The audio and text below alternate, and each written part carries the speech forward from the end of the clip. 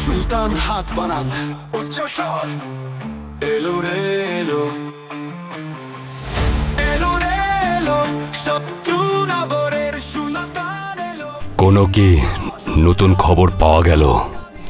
না বাদশাহ সালামত, সব আগের মতোই আছে। আমি আপনাকে বলেছিলাম কিছু নিজেদের লোককে বিজয়নগরের শাহী দরবারে ভর্তি করে দিন। জনাব, এটা খুবই একটা কঠিন কাজ। মহামন্ত্রী ভীষণই আদর্শবান, তবু আমি চেষ্টা করছি যাতে আমাদের অন্তত দুজন লোক অবশ্যই বিজয়নগরের রাজদরবারে নিজেদের জায়গা করতে পারে। কিন্তু যতক্ষণ ওরা জায়গা পাচ্ছে না, আমাদের কাজ থামলে হবে না। আসলে আমি তাদের একটা ফিরিস্তি বানিয়ে ফেলেছি। মোট 5 জন আছে, যারা বিজয়নগরের মেরুদণ্ডের মতো। মহামন্ত্রী, রক্ষামন্ত্রী, কোষাধ্যক্ষ, তেনালিরাম আর তাদের সেনাপতি। ঠিক আছে, তাহলে সবার উপরে নজর রাখবে। যা হুকুম আলিজা। মামা রাজগুরু, মামা রাজগুরু, রাজগুরু রাজগুরু, মামা রাজগুরু, রাজগুরু। অনেক দিন পর মনে পড়ল আমাকে। রাজগুরু মহাশয়, না আসার মানে এটা হচ্ছে না যে আপনাকে যে আমার একদম মনে নেই তা তো নয়। না, এটা তো আপনি ভুল বলছেন। না হলে আপনি বলুন, এমন কি হতে পারে যাতে কেউ কাউকে মনে করে অথচ সাক্ষাৎ করার ইচ্ছে নেই? আরে রাজগুরু মহাশয়, এটা একদম ওরকমই হতে পারে যে তেনালিরামকে আপনার ভীষণ মনে পড়ে, কিন্তু আমার তো মনে হয় আপনি ওনার বাড়িতে কোনোদিনই যাননি। আরে প্রতিরক্ষা মন্ত্রী মহাশয়, সকাল সকাল ওই অভাগার, ওই হতভাগার নাম কেন নিলেন? আরে সকাল সকাল তার কথা মনে করিয়ে দিলেন। আরে ভালো কিছু মনে পড়ে না আপনার? জানেন এখন সারাদিন কিভাবে কাটবে? সারাদিন কষ্টে কাটবে। হ্যাঁ, এত খারাপ লাগে না যখন বিড়াল রাস্তা কাটে বা সাপ কামড়ালেও? আরে তেনালির কথা বলছেন, তেনালির কথা। আরে তেনালির কথা বলার সময় একটু ভেবে বলুন প্রতিরক্ষা মন্ত্রী মহাশয়। বারে বাহ, এটা আপনি ভালো বলেছেন রাজগুরু মহাশয়। যখন আপনি মনে করেন তখন দিন খারাপ হয় না, যখন আমরা কিছু বলি তখন আপনার দিন খারাপ হয়ে যায়। এ কিরকম কথা? ওহো, সেটা কথা নয় প্রতিরক্ষা মন্ত্রী মহাশয়। আপনি দেখেছেন, শুনেছেন কখনো বা ভেবেছেন যে যখনই আমি তার নাম নিই, যখনই তার কথা বলি, তাকে মনে করি, মুখে অভাগা শব্দটা এসে যায়, আর মনে মনে এমন সব চিন্তা আসে যে এখন কি বলবো আপনাকে। আরে আপনি তো সব জানেন, সবই জানেন রক্ষামন্ত্রী মহাশয়। কিন্তু আপনি কি কখনো ওই আহাম্মকের বাড়ি গিয়েছেন? আরে ওহো প্রতিরক্ষা মন্ত্রী মহাশয়, মাঝে মাঝে মনে হয় যে তোমরা সবাই ওই তেনালি। রাজগুরু মহাশয়, আহাম্মক তেনালি? হ্যাঁ, তোমরা সবাই ওই অভাগা তেনালির নাম নিয়ে আমাকে জ্বালাতন করো, আমাকে যন্ত্রণা দাও, আমাকে উত্তেজিত করো। হ্যাঁ। আরে না রাজগুরু মহাশয়, এটা আপনার ভুল ধারণা। হ্যাঁ, কতবার আপনি ওনাকে ছোট ছোট কথা বলে ঘেরার চেষ্টা করেছেন, তখন আমি আপনাকে কতবার সাবধান করে দেই। যদি আপনার ওই ঘেরা থেকেও মুক্তি পায়, তবে ক্ষতির চেয়ে লাভেই থাকবে ওই আহাম্মক। আপনি তো ঠিকই বলেছেন প্রতিরক্ষা মন্ত্রী মহাশয়, কিন্তু আমি কি করব? কিভাবে চেষ্টা করা বন্ধ করব? কিভাবে আমার উদ্দেশ্য বদলাবো? যার মানার মানে হলো এতদিনের সব চেষ্টা বৃথা। আমি কি তার কাছে মাথা নত করব? না না রাজগুরু মহাশয়, আমি এটা বলছি না। কিন্তু তেনালিরাম, আমার মানে হচ্ছে যে আহাম্মক তেনালি ভীষণ চালাক আছে, তাই না? তাই প্রতিরক্ষা মন্ত্রী মহাশয়, এবার আমি ভাবছি এবার তাকে অন্য কোনোভাবে ফাঁদে ফেলতে হবে, ঠিক কিনা প্রতিরক্ষা মন্ত্রী মহাশয়? কিন্তু অন্যভাবে?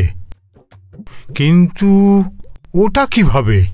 ও সব আমি ভেবে রেখেছি প্রতিরক্ষা মন্ত্রী মহাশয়। শুনুন, আমাদের একজন লোককে তার সাথে চাকর হিসাবে কাজ করতে পাঠাবো, যেমন বাড়িতে কাজ করা ঝি। বাহ রাজগুরু মহাশয়, আপনি এবার বহুদূর পর্যন্ত ভেবেছেন। হ্যাঁ রাজগুরু মহাশয়, সবাই জানে যে ওই তেনালি কিপ্টে তেনালি, কারো ওপর বিশ্বাস করে না, বাড়িতে কোনো কাজের লোক রাখে না, তাতে কেউ উপহার না নিয়ে আসতে পারে, যাতে কেউ না জানতে পারে যে ওর টাকা কুড়ি ও কোথায় লুকিয়ে রাখে। হ্যাঁ, সে তার টাকা খুব সাবধানে কোথাও লুকিয়ে রাখে, জানতেই পারা যায় না।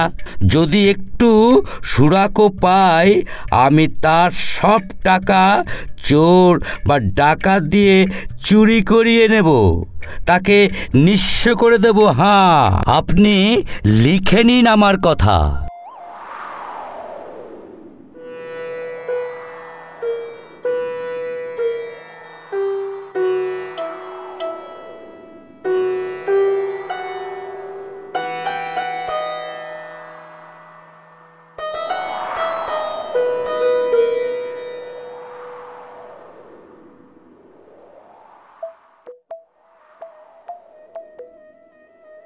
শোনো, হ্যাঁ,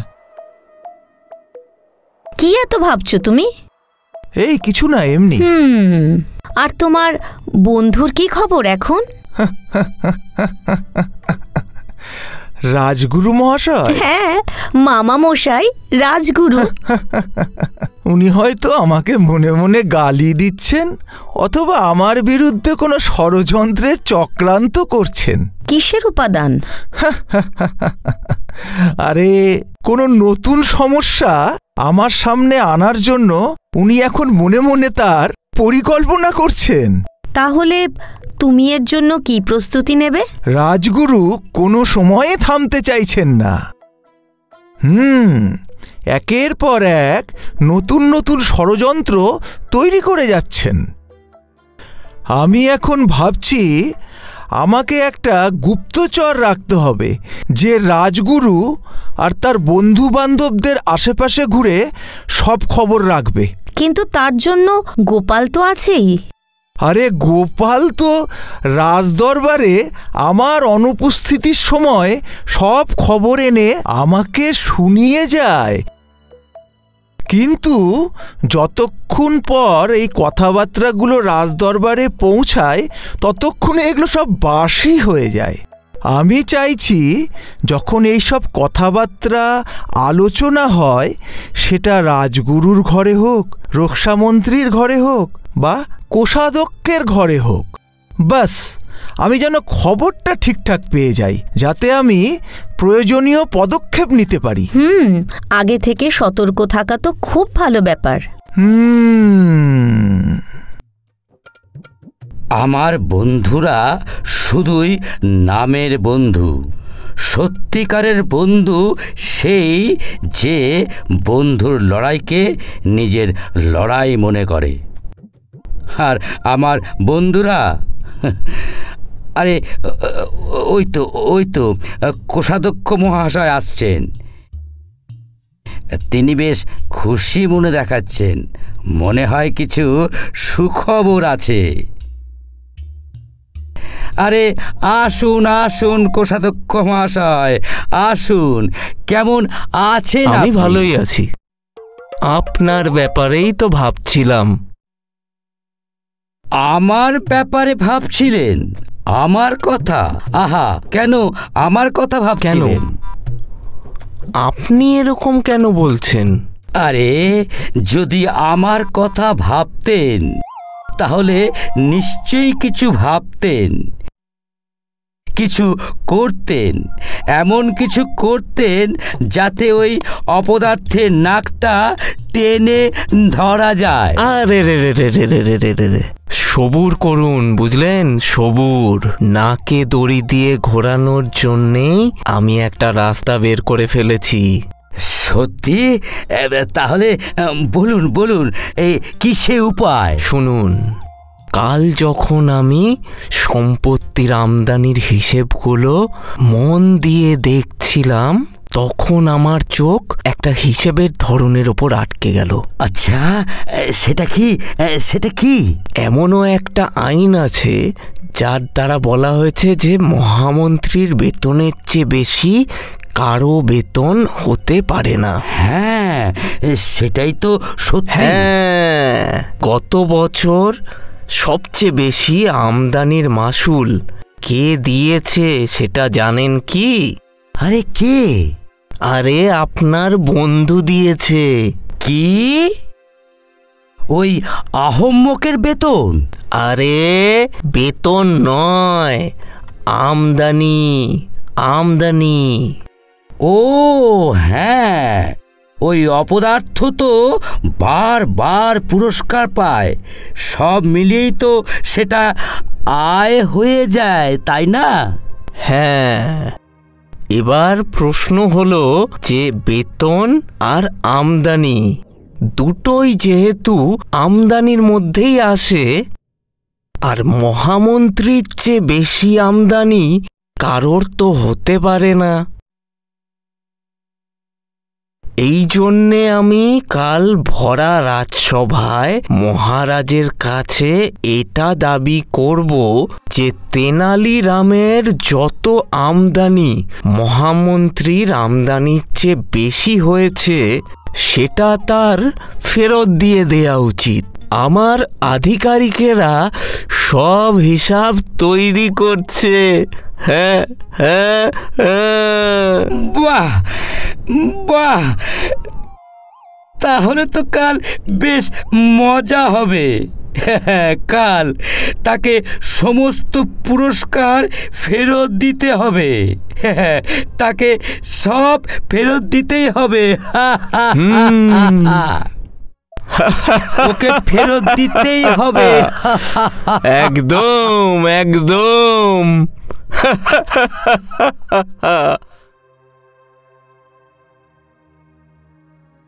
শোনো, আজ রাজদরবারে যাবে না নাকি?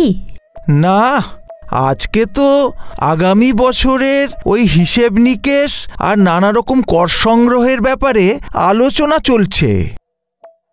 ওখানে গিয়ে আজকে আমার আর কি কাজ? আর তুমি তো জানো ওইসব হিসেব নিকেশের ব্যাপারে থাকতে আমার খুব ভয় লাগে। তাহলে ঠিক আছে, ভালো করে চাদর মুড়ি দিয়ে শুয়ে পড়ো।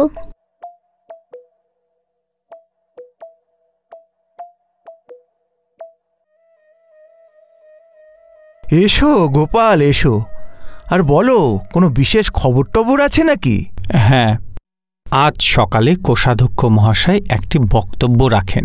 আচ্ছা। যেখানে উনি বললেন যে তেনালিরামকে তার ততটাই আমদানি যা মহামন্ত্রীর আমদানির থেকে বেশি ছিল তা ফেরত দিতে হবে। তাই? কিন্তু কেন? এটা এই কারণে, কারণ আইন অনুসারে কোনো ব্যক্তি বা মন্ত্রী মহামন্ত্রীর থেকে বেশি বেতন পেতে পারে না। কিন্তু আমার বেতন তো মহামন্ত্রীর চেয়ে কমই আছে। হ্যাঁ, মহারাজ নিজেও তাই বললেন। আর এটাও বললেন যে তেনালিরাম যে বেশি আমদানি করে সেটা তো সেই পুরস্কারের কারণে যেগুলো উনাকে দেওয়া হয়। আচ্ছা, তাহলে? তো এই ব্যাপারে কোষাধ্যক্ষ মহাশয় বললেন যে যেই পুরস্কার তেনালিরাম পান সেগুলো উনার চাকরির জন্যই তো পান, যেটা উনার চাকরিরই অংশ। এই জন্য উনি যাই পুরস্কার পান না কেন সেগুলো বেতন হিসাবেই গণ্য হবে। তারপর? হ্যাঁ, তাই এভাবেও আর ওভাবেও পুরস্কারগুলির একটি বড় অংশ ওনাকে ফেরত দিতেই হবে। এবার আপনি ভাবুন কি করবেন। আমি তো শুধু আপনাকে খবর দিতে এসেছিলাম। এবার আমি যাই। ঠিক আছে গোপাল, এখন তো আমাকে কিছু ভাবতেই হবে। আইনের ফাঁদে পড়েছে তেনালি,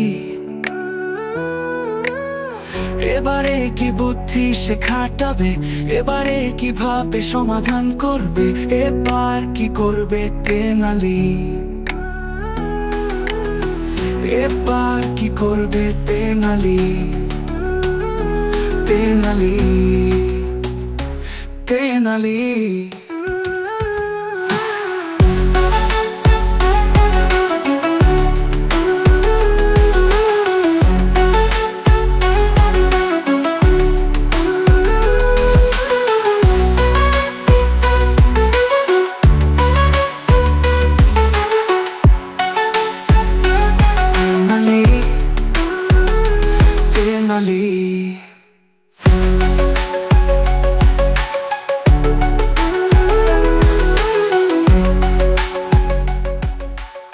হ্যাঁ মহামন্ত্রী মশাই, আজকে আমাদের এই সভা কোন বিষয়ের ওপর? আরে, আজকেও তেনালিরাম আসেনি।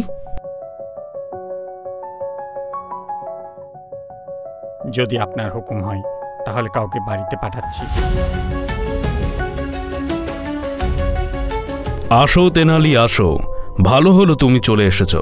এখন তোমারই কথা হচ্ছিল। কিন্তু মহারাজ, আমি তো আজকে আমার নিজেরই একটা সমস্যার সমাধানের উপায় খোঁজার জন্য এখানে উপস্থিত হয়েছি।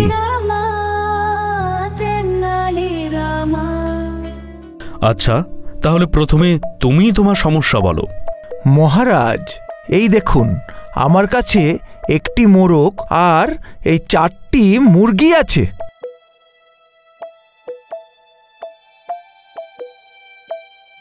মহারাজ, এখন আমার সামনে যে সমস্যাটা আছে তা হলো, আমি যখন এই মুরগি বা মোরগকে খাবার দিই তখন সবাইকে সমানভাবে ভাগ করে দিই, কিন্তু এই মোরগ সবার খাবার খেয়ে নেয়। এর জন্য আমি খুব দুঃখ পাই মহারাজ।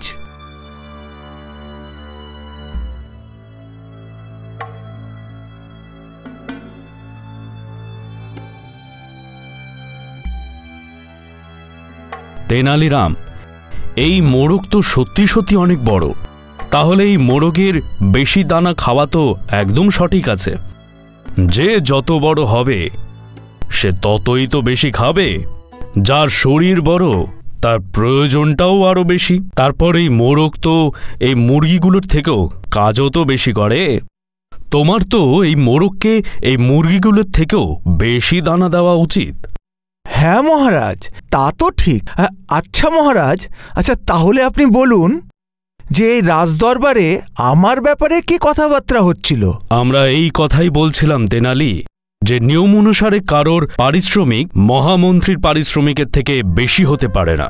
এই জন্য তোমার যেটা পারিশ্রমিক, যেটা মহামন্ত্রীর থেকে অনেক বেশি, সেটা তোমাকে ফেরত দিতে হবে।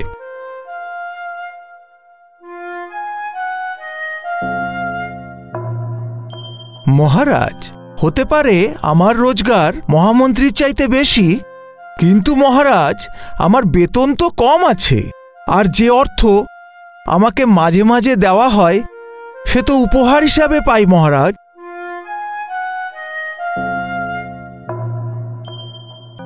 কিন্তু তেনালিরাম, তোমার উপহার সেই সময় সেই কাজের জন্য পাওয়া, যার জন্য তোমাকে এখানে আনা হয়েছে, তাহলে তোমাকে মহামন্ত্রী, সেনাপতি, কোষাধ্যক্ষ এবং রাজগুরুর থেকে বেশি কেন পাবে? মহারাজ, আপনি নিজেই এখনই একটি কথা বললেন, সবার খাদ্য তার নিজের নিজের হিসেব অনুযায়ী হয়। তাহলে মহারাজ, আপনি ভাবুন যে আমি হলাম সেই মোরগ আর বাকিরা এখানে সবাই মুরগি।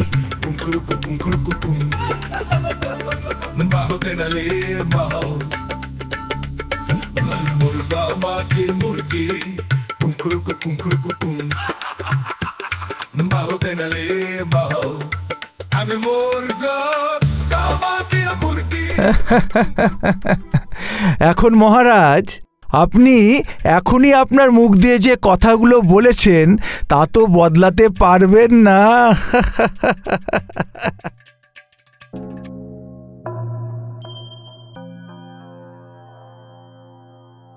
কোষাধ্যক্ষ মহাশয়, এখনই আমি যে কথা বলেছি সেটা তো পাল্টানো যাবে না। আজ্ঞে মহারাজ। পুরো ব্যাপারটাই তো গোলমাল হয়ে যাচ্ছে। তাহলে মহারাজ, সেই ওই আর্থিক অনটনটা নিয়ে কি হবে যদি বলেন মহারাজ? তাহলে সেই আইনটাকেই পরিবর্তন করে দেওয়া হোক। আজ্ঞে মহারাজ। আরে হ্যাঁ, এই দুষ্টুটাও আবার পালিয়ে গেল। এবার তাকে আমি ছাড়ব না, এমন ফাঁদে ফেলবো যে সে তার দিদিমাকেও মনে করবে।